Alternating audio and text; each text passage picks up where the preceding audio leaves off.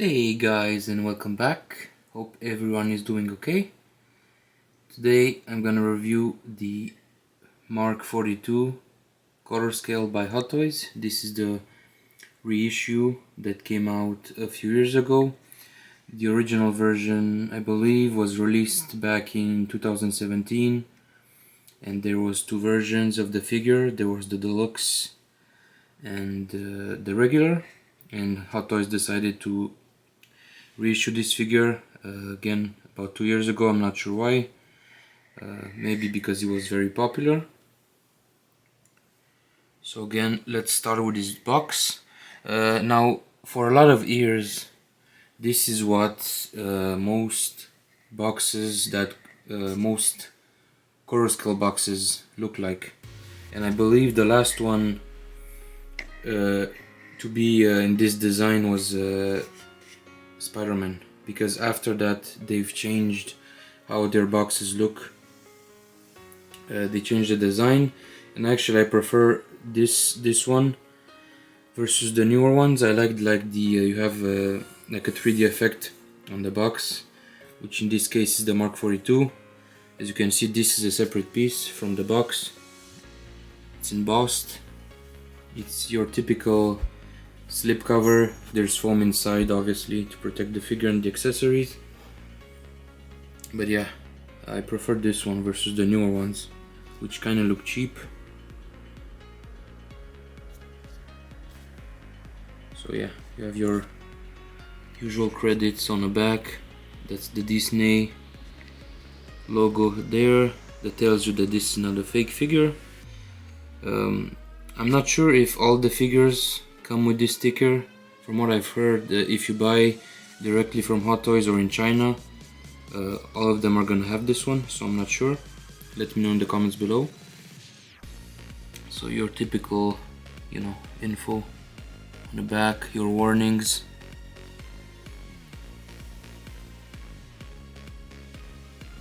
Iron Man 3 logo.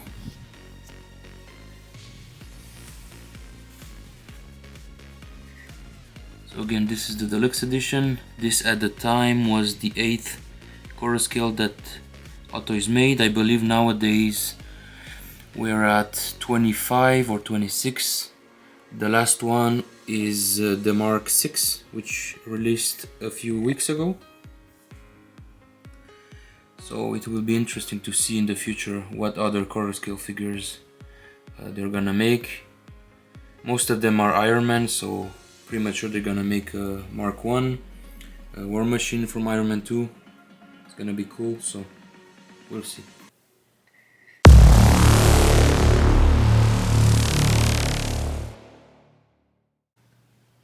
Okay, so accessory wise, it's pretty standard, nothing crazy.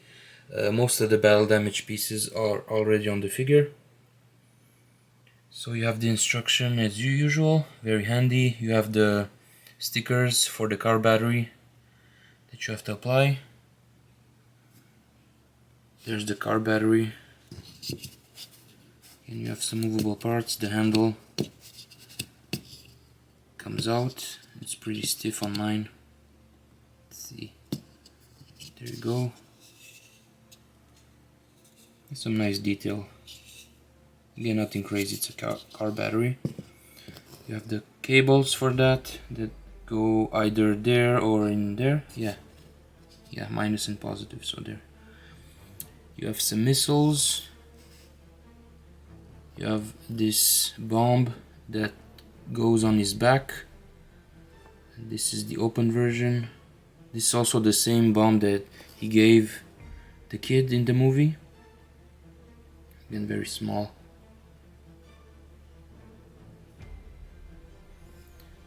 You have these go on his forearms. Again, these extend. You can put the missiles in there. You have some slots. You have these missile pods that attach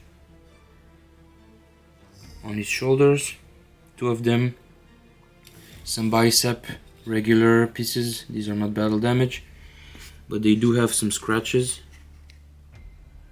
So the figure is not very clean. There's scuffs and dings, which is nice. It's very realistic. This piece, this is, I believe it's to simulate the arc reactor being lit up. So this is another option if you don't want to use the batteries. It's the regular chest piece. Again, no battle damage, but you do have the scuffs. Then the shoulder pads. These are pretty easy to swap. You have a ball joint, both of them. Then you have some movable hands. Again, pretty much all Iron Man come with these. They're very handy. No pun intended. But yeah, pretty much you have 3 points of articulation on every finger. Again, the detail are very nice. This piece is kind of flexible. Again, be very careful. Again, 2 closed fists. And this is the regular head.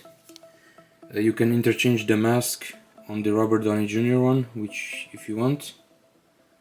But again, the level of details, it's very nice. This one obviously lights up.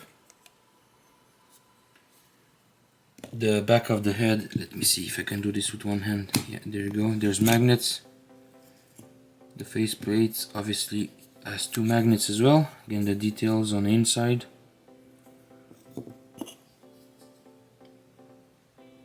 There is where the batteries go. Again, I didn't install mine. It's a pain in the butt of putting batteries in figures. I usually don't do it, so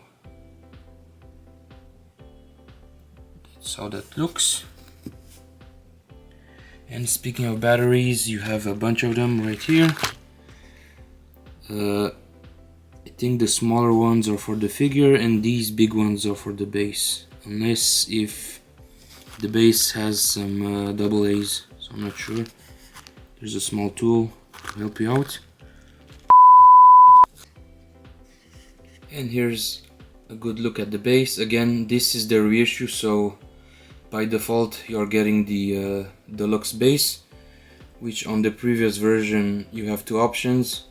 Either you get this deluxe base or you only have this bottom one. So again, the reissue, you only have one option, is the deluxe base. But if you don't have space to display it on, you can remove the top part and you can have your figure on this lower base right there. And the base is very cool. One thing I don't like, again, this part lights up, as well as the triangle right there, the arc reactor. The design of this is not very good because essentially the batteries go underneath the base, underneath there, so you have to basically take the base apart, unscrew the screw, put the batteries in, and then to turn them on, there's a button. Let's see, where's the button? It's supposed to be on the back. So again, I think even that the button is under here. Yeah, it's right there. Just think you can see it right there on the side, right there in the corner. So yeah, it's not in terms of design, it's probably one of the worst bases in terms of how to access the light up feature.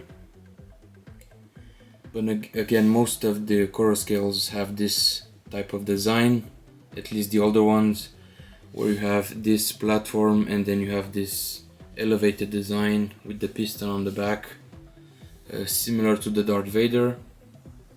But on this one you have the Iron Man 3 logo right there with the small gantry arms. So again, it's a very cool base.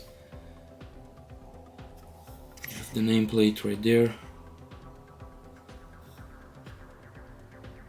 My only complaint is the surface on where the figure sits. It's a little bit too small. As you can see, the figure barely fits. It should have been wider to accommodate, again, the figure, and if you wanna do certain poses you're gonna be limited. So I would have made this probably 20%, wider. That's my only complaint about the base. Again, I really like the design, the intricacies of the arc reactor. There's some assembly required, obviously. You have to assemble these gantry arms, all those hoses you have to plug. It's pretty straightforward. Everything clips inside the grooves right there. So again, very nice paint application on the gantry. These are not actual pistons, they don't really move. Maybe these ones, I think. Yeah, these ones have some articulations right there and there. This is magnetized and they move right there. They plug inside the base. Same with the rubber hoses. Again, these pieces are similar from the Mark IV, my bad, with the gantry. I have that review available on the channel if you haven't seen it. That base is crazy big. I'm gonna put the link for my review on the Mark IV. So again, very cool base. It's pretty tall. The base itself is 6 inches tall, which makes the figure on top about 26 inches tall. So again, if you don't have the room, you can remove the top part and leave the arms, and there's still room for the figure below.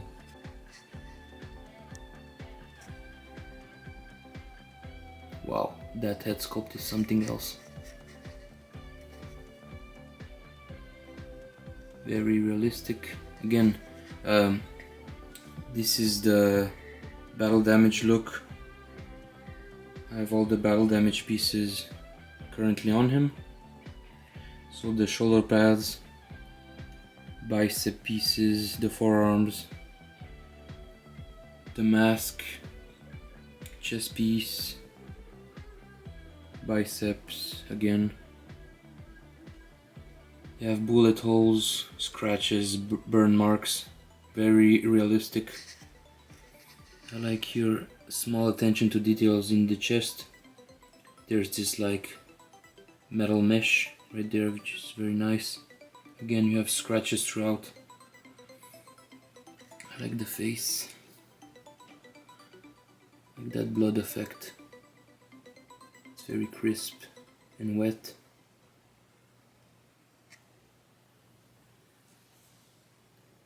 And the mask, the two scratches on,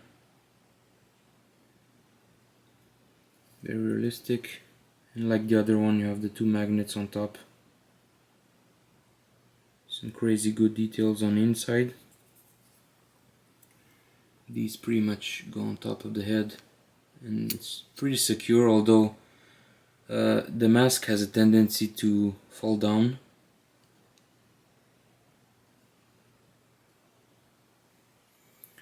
So again, no battle damage on the legs, which is typical with Hot Toys figures, but the recent Mark VI is pretty much the first figure to have battle damage on the thighs. I think the only one I can think of which was fully battle damage was an older figure from back in the day, the Mark VII. They did a fully battle damage version of that, but usually when you get battle damage figures, Iron Man, most of the damage is, on the chest, shoulder, biceps, and then the rest of the figure is pretty clean. Although this one does have some, scorch marks and whatnot, so again, it's not too bad. A lot of articulations, obviously a lot of panels do move to show lights. There's, I believe this one comes out. Again, mine is pretty stiff. Back on the calves, similar to the Mark IV, they do open. More panels on the side. Back of the joints here are die cast, and same with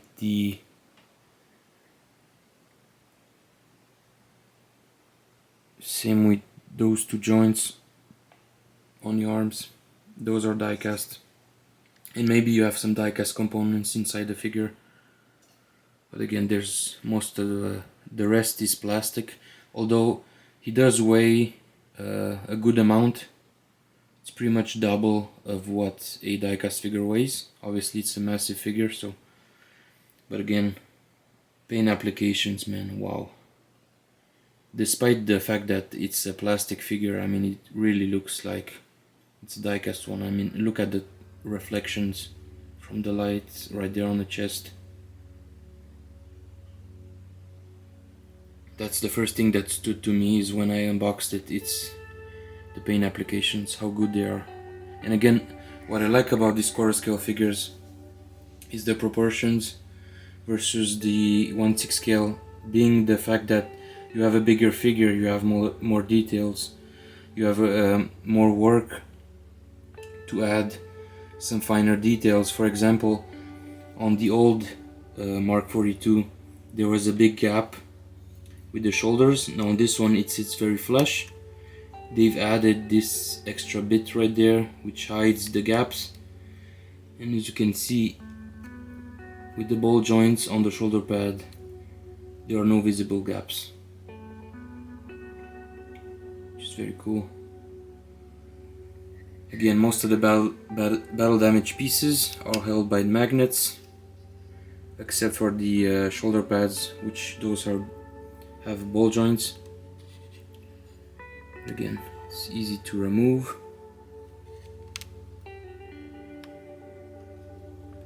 Hopefully you can do this with one hand. There we go. There's some inner workings of the suit, pistons, and some wires.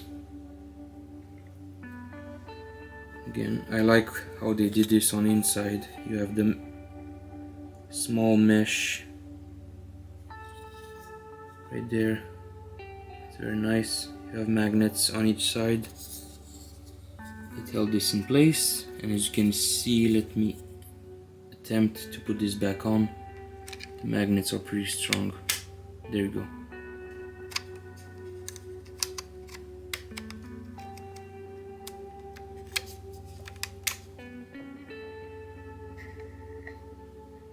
So again, let's look at the back. You have some flaps on the back. Typically this is what you get with your Iron Man figures. Again, be very careful when you're opening these flaps. Make sure that nothing is in the way. You don't want to scratch your figure or break it. There's a lot of flaps move. Obviously it's a bit harder to do with one hand while holding the camera. There's a compartment that holds that little missile that I showed you at the beginning. Again, these move, as you can see.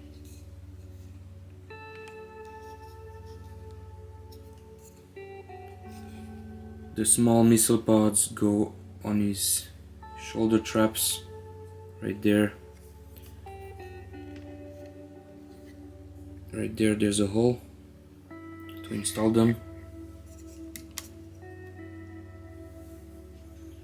But yeah, I remember when the movie came out and I saw the design of the armor, I said, man, there's too much gold on it. And the more I saw the movie, the more I dig the design. Again, like I said in my previous videos, I prefer when Tony Stark has an actual armor and none of the more recent nanotech technology. I prefer when you know, he's like in an actual suit. And I like how in the movie, you know, he has these little implants in him, and the armor pretty much flies in and sticks to him. in multiple pieces. And this is pretty much the same armor that you see in Iron Man and Avengers 2. Pretty much Mark 42 and Mark 43. It's same design, but you have a color swap between the gold and the red. So yeah, like in the movies, it was very funny. This armor was pretty much falling apart every time. But looking back on the movie again, when it came out, a lot of people didn't like the movie. It still made like $1.2 billion. But when you compare this movie to what Disney is making nowadays, I mean, this is a breath of fresh air. I saw the new Captain America movie the other day, and pretty much the best thing about that movie, in my opinion, was the last 7 minutes, which have the Red Hulk in it. I mean, I don't know, it's like ever since Endgame, everything after Endgame, except the Spider-Man movies, everything was crap. The only exception was Deadpool and Wolverine, but the only reason why that movie succeeded is because it's, nostalgia, and because it was written very nice, very well. There's no woke or political elements to that movie. So yeah, hopefully they're gonna, solve their issues and make good movies again. Because a lot of people say, oh, there's too much superhero movies. I don't think that's necessarily the case. The problem is bad scripts.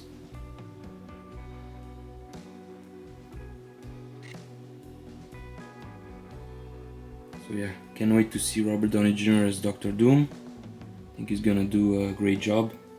It's gonna be interesting to see if he was Iron Man before becoming Doctor Doom, or it's gonna be interesting to see. So. But yeah, I mean, overall the figure is fantastic. A lot of good articulation. Again, here you have the flaps that open up so you can move the legs. Let's see again if I can do this with one hand. There you go. There's even a button about just over his ass right there. You can pretty much press. The whole leg section is gonna lower, so you can do the superhero landing. And what I did here, as you can see on the base, I took some of the foam from the box and put it on the back and between his legs, because I don't want the figure to get damaged or scratched by the plastic base right there, the pole that's holding him up. So again, it's not that visible.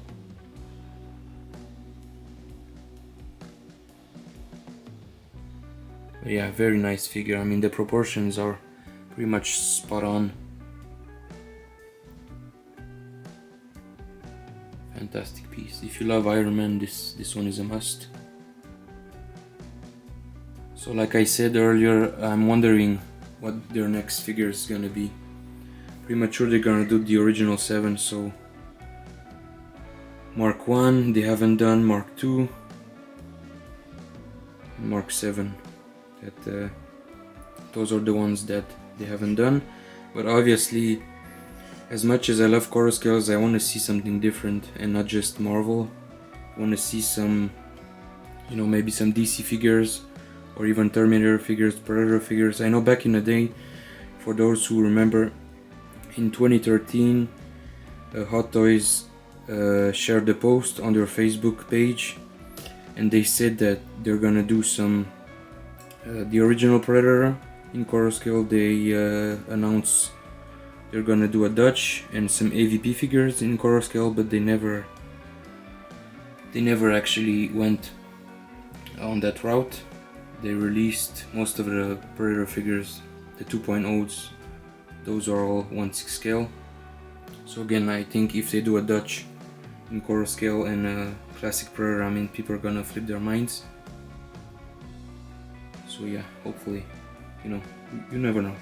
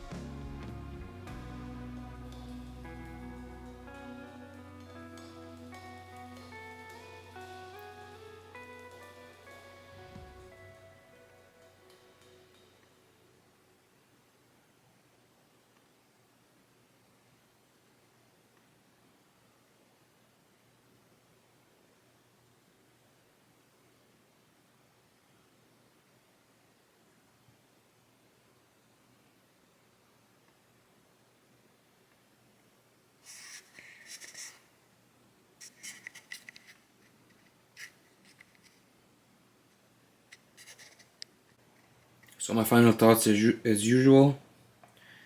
I recommend the figure, and for if you're an Iron Man fan, or if you're looking to own one of their quarter scale figures, this one is pretty affordable. I mean, it's most of the time it's on sale on Sideshow, and you do have an amazing diorama base.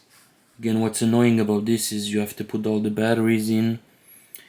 So hopefully their next Iron Man figures in quarter scale, they can do like a USB wire that you can plug either on the back, so you can have the figure light up all the time and not have to put the batteries in or take them out, because if you do leave your batteries in, on the long run they may leak. The acid is gonna come out, it's gonna ruin your figure. So again, just make sure to keep an eye on that. But I mean, other than that, I have nothing to complain about. You know, I know they make a lot of Iron Man figures, but this is their bread and butter. So I am tempting to buy the new Mark 6 in quarter scale. It looks fantastic. Again, we'll see. I do have some great figures coming in, guys. I have my Syndicate Collectibles 1/6 scale Pumpkinhead, which is gonna go in my horror section. I'm pretty much sure that I'm gonna pick up their Pennywise from the original movie. My Mark III DeLorean should come in. By the time you're watching this video, I might already have it. So I'm gonna do an unboxing and review on that pretty soon. So yeah, as usual, thanks for watching, guys. Appreciate it. Let me know which is your favorite Iron Man suit. What movie do you like? For me personally, the first Iron Man movie is my favorite. My favorite Marvel movie. In terms of the suits, it's a tough one. It's between the Mark 4 and 6. I also like the Mark 7. But I do always prefer the original ones versus the later suits. Again, this one is a very slim down suit, but it looks fantastic. By the way, so let me know in the comments which is your favorite one. Like the video if you want, subscribe for more content, and make sure to follow me on TikTok. So take care, guys. See you soon. Bye bye.